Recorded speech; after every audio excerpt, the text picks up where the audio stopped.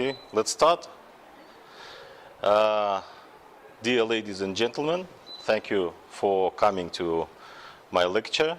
It is devoted to reputation management. Today I will try to explain what the reputation is as a financial asset. We do understand it is important.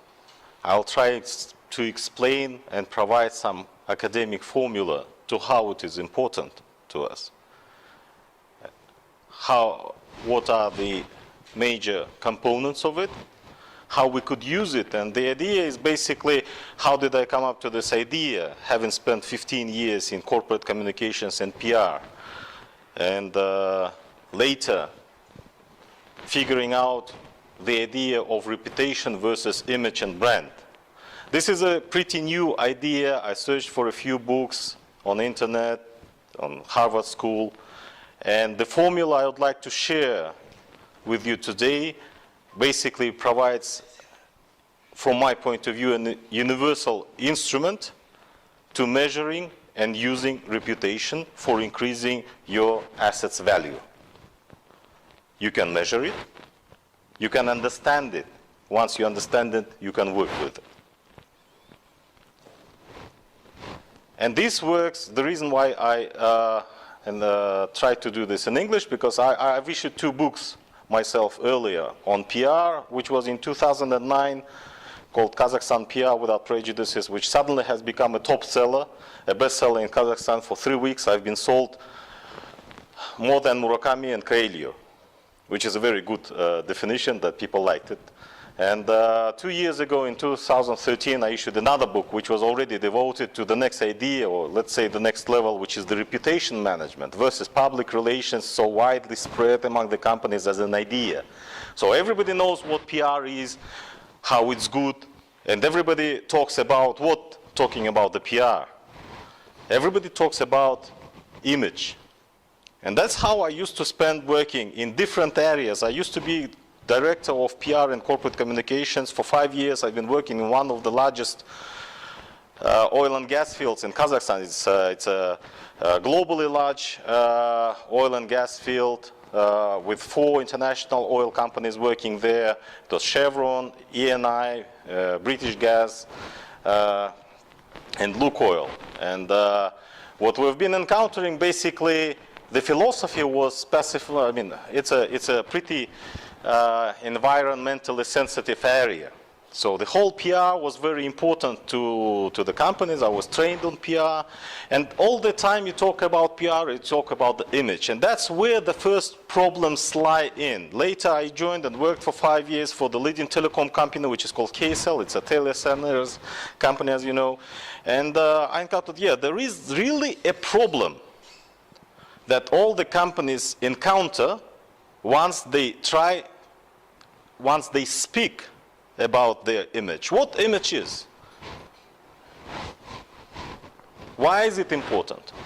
Of course, everybody would understand, yeah, it is important, definitely it is important, because what does it do? It attracts us new customers, it holds us to the current customers, making them being aware of our brand, and etc., etc. So everybody wants a good image. Image is not only something that helps you to sell, it also keeps best employees with the company, it also attracts the best suppliers. So there are certainly a lot of benefits you would do. Once you have, now I'm working as a HR director at the largest bank in Kazakhstan, which is the Customers Bank. So I also enjoy this well-known brand, so you can involve good quality workforce. But the problem is, again, how well you can attract and keep it. What's the problem with the image? And then let's look at this way.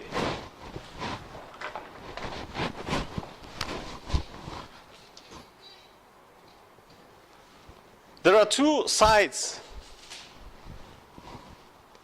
of our relations with customers. Basically, that's simple. That's the company you work for, and that's your customer. Once we talk about image, we talk about communication, we talk about producing an image from company upon your customers. And that's the general direction of your communication. So what do?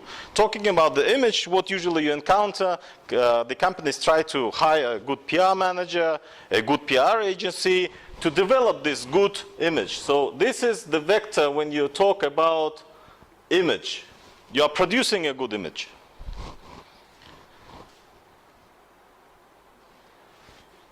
And the problem is, basically, then when you look at the communication this way, you always, or let's say the management or the company or the producer, definitely what does it do? It tries to produce the best image, which not in fact would resemble the current status of your service, and not necessarily something that all your employers or the front-facing employees would share.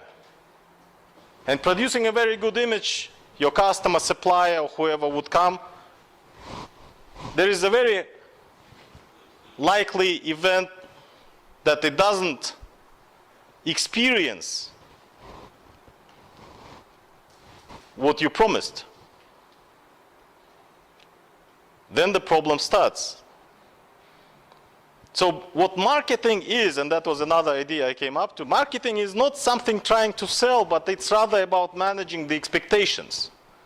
How well you can manage the expectation of your customers and stakeholders, that's where you produce, exceed expectations or fall below them. Another idea, and that's where we come to reputation. If you talk about reputation, what is the vector or the direction versus image, you would think? Because it's definitely something that comes from your customers to your company.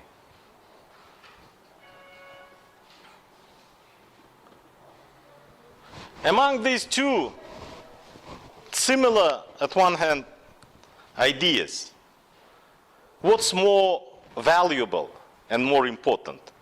Something you want to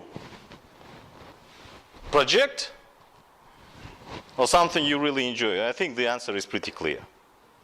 Reputation is something that really matters. The idea of reputation is only development from how I can judge from the current state of management theory. It's only at the start, and that's why I wanted to share this idea in English in order to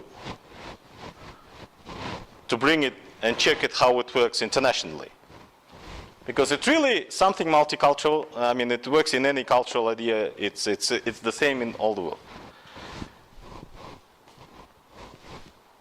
So the reputation, then the next question lies within, okay, reputation is important, but what's the reputation, how you can work with it, how you can measure it? This is something you always would like to convince your boss, you something would like to talk to your finance guys, what matters, and etc. So I used to read for a few years lectures in our universities, and at one moment, basically, talking about reputation and how you work with it,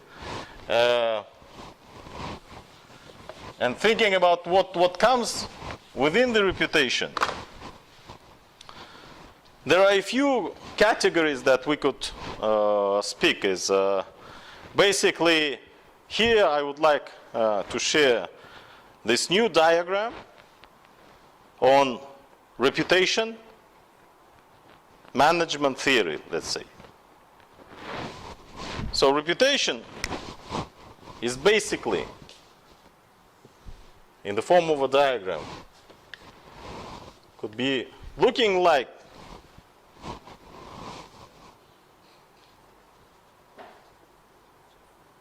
trust versus time. Simple. The reputation is a real asset you start gaining through building up contact first and building up trust with your stakeholders. Trust comes with time. It's an experiential asset, whereas the reputation is something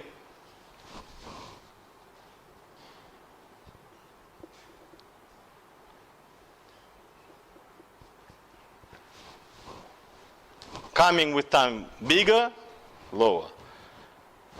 And it is a very simple measurement, understandable in any culture that I would say. There is a very simple measure to reputation that I would further explain.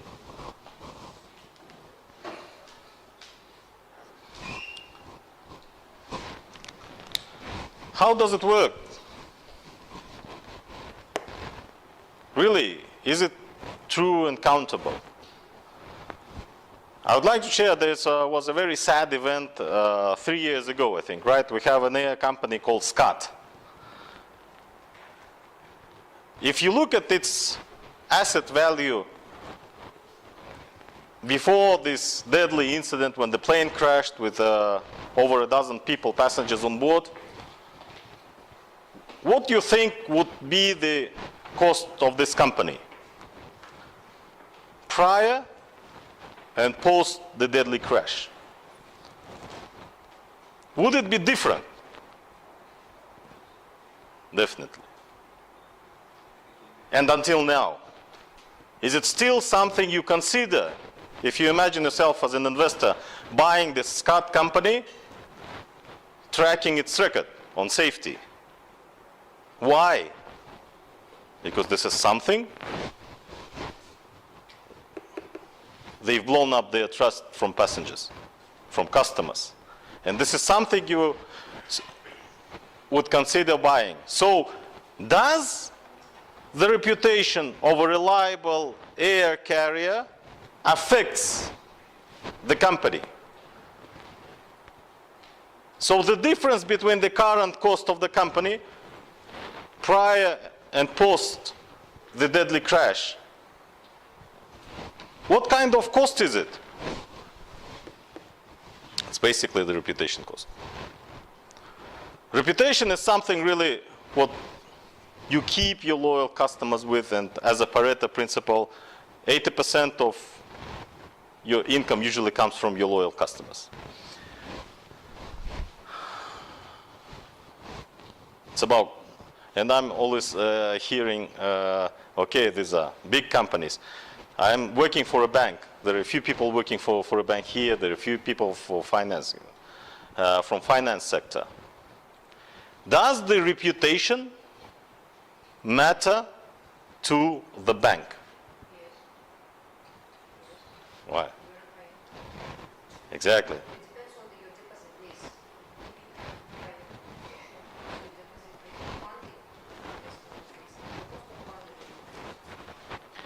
Exactly. But people keeping the deposits in the bank, if it's being, do they consider the trust which comes through time? Do you count the reputation of a bank? I used to work for HSBC before. The interest rate upon the deposits in each HSBC bank are the lowest on the market. The recent decision by Swiss banks basically brought that the interest rate is below zero. Why do people bring still money there? They want to have them there because they trust the safety of their own currency. Insurance companies, is the reputation something they would value versus image? Of course. Production companies. So the reputation is something comes in. Does it cost? Does it worth building up? If the bank would lose its reputation, does it affect their business? Basically, for HSBC, upon the 5 filters they had before on cost-income ratio and etc., they've, since some 2-3 years ago, they've introduced the 6th filter, which was called the reputation filter. Whereas it comes first. So despite, I mean, okay, although reputation is something, whether we want it or not, is coming into the systems. The financial sector is doing that on their own. The few others may be doing that the same. But to come to some, let's say, academic grounding to what reputation is, basically trying to explain how it works, what involves in the reputation, are 2 simple things: the trust and time that you want to build, and it's being measured through the value. Does it refer only to the big companies? In May, I was invited by Almaty Management University to read the DBA program in Astana.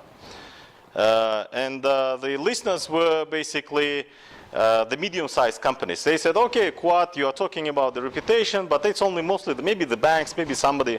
And then we tried to do, okay, another lady, she was the president of the largest insurance company, which was about 600 workers working for it. And I said, okay, medical insurance. Is the reputation important to you in your clinics that you are being that you provide services from?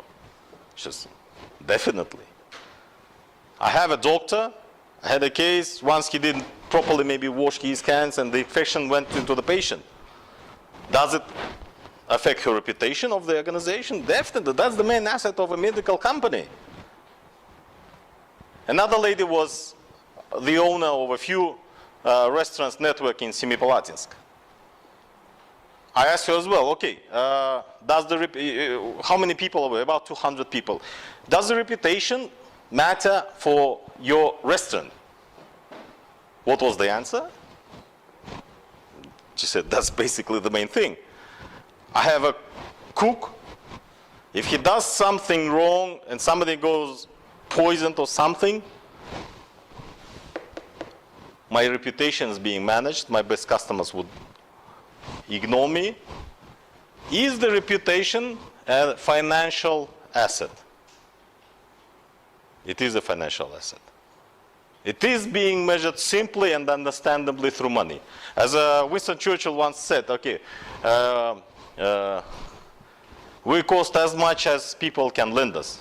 Basically, that's the point. Does it matter only to big organizations, companies, and small businesses? Does it matter to the countries?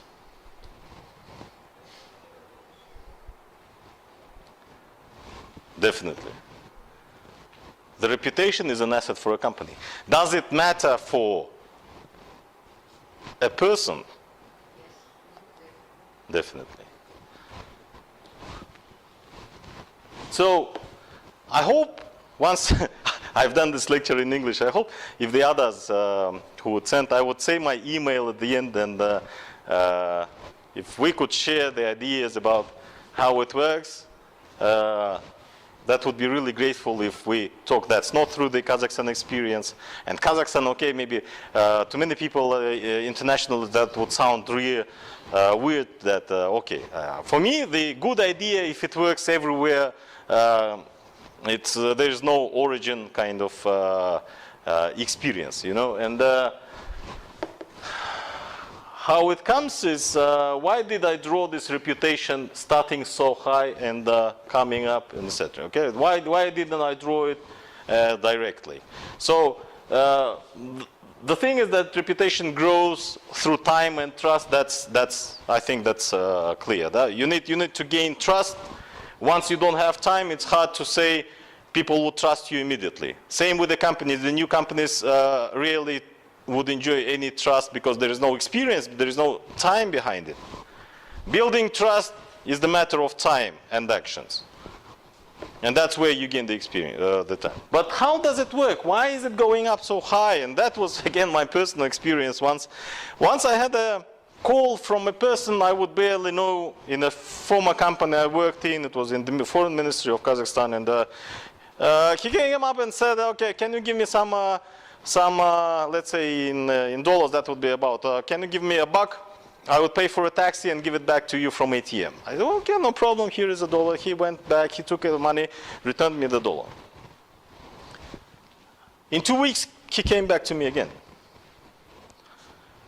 He asked for $20, and it's, in Kazakhstan, it's kind of sensible money. Well, you can share it, no problem. And what did I do? Yeah. Why did I do this? Because there's been what? An experience of giving him money and getting it back. So where is the, we'll explain this basically, wiser. So where is the dollar? Somewhere here. 2 weeks.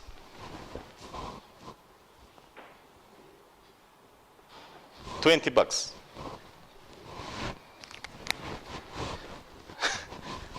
Can you imagine any business that would grow in value 20 times just in 2 weeks?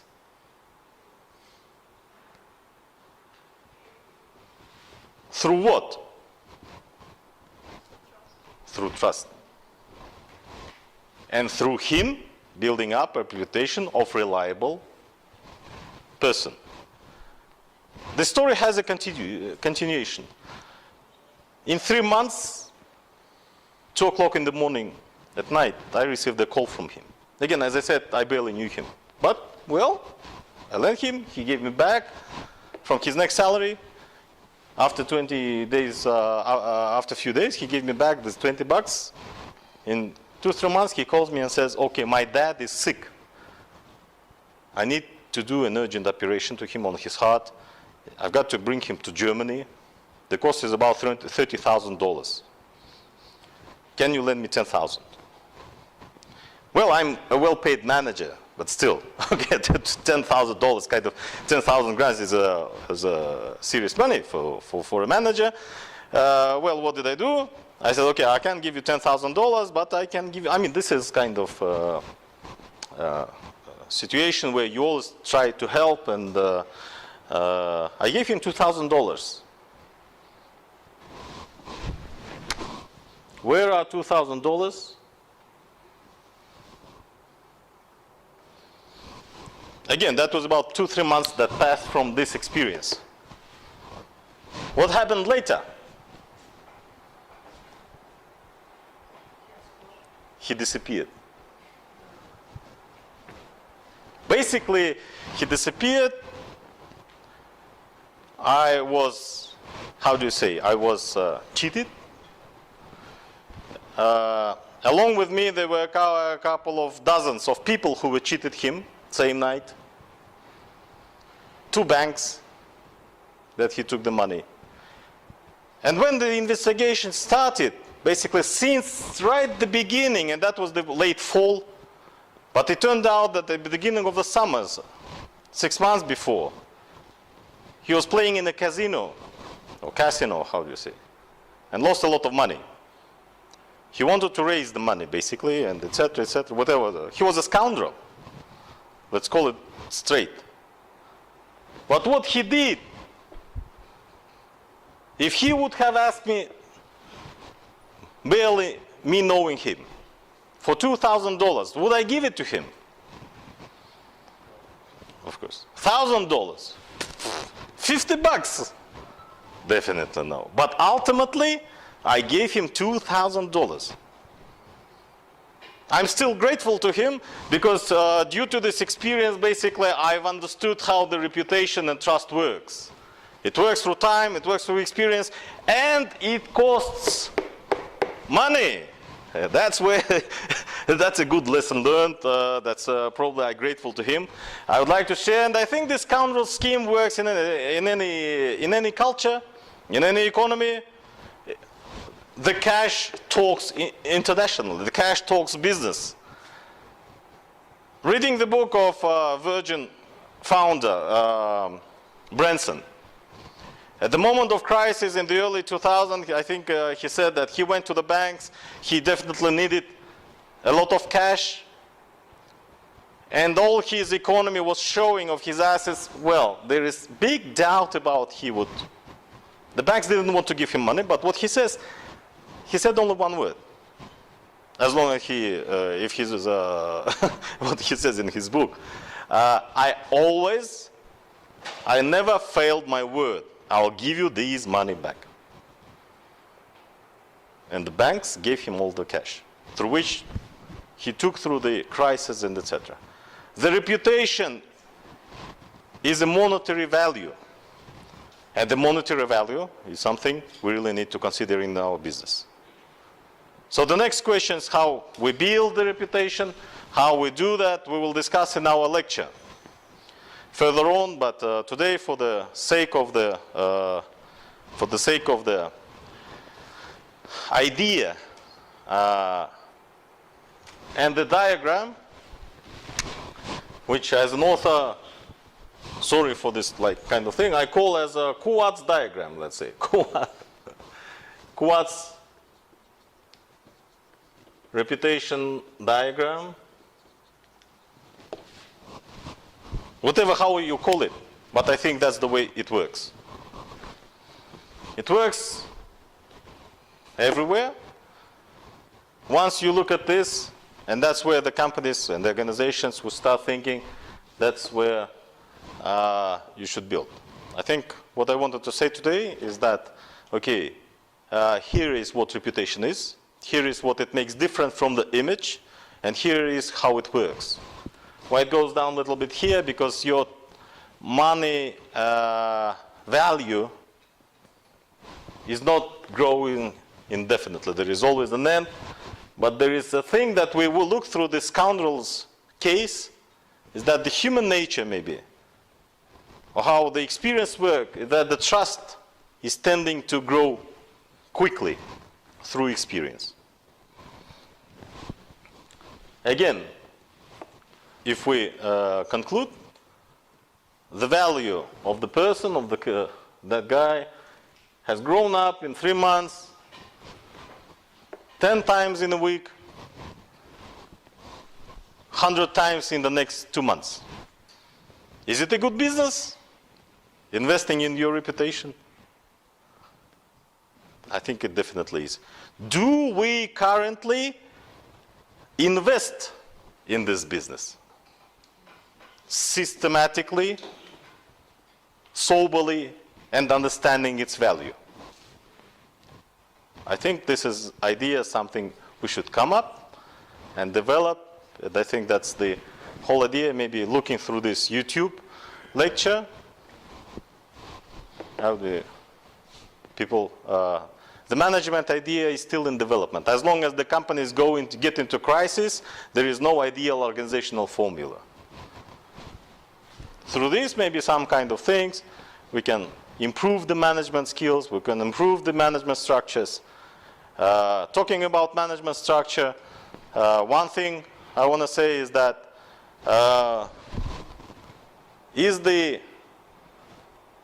production important for a company? Yes. Do we have a production director or VP? Yeah, we do. Personnel appointed? Yes. Do we have HR director? Yes. Finance and marketing, are they important? Selling your products? Yes. But this value, for many, and if the banks, insurance sectors, restaurants, whoever, they say it is important, do we have a reputation manager or someone, or the system, or a strategy, how you build up upon it? We will talk this further on in more detail. I'll try to explain how you can incorporate this into the systems. But for the matter of this YouTube lecture, I think this is it. At the end, maybe if we try to make my email address at the end, which is Kuat.Dombai, maybe I'll try to write here, that people can write.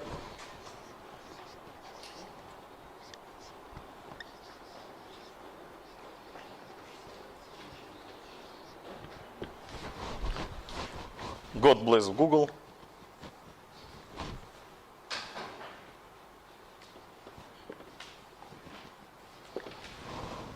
kuatdombai@gmail.com. Welcome with your ideas, welcome with your feedback. Would be happy to answer and discuss with you. Interesting. Okay. Thank you, guys. This is it. Lovely.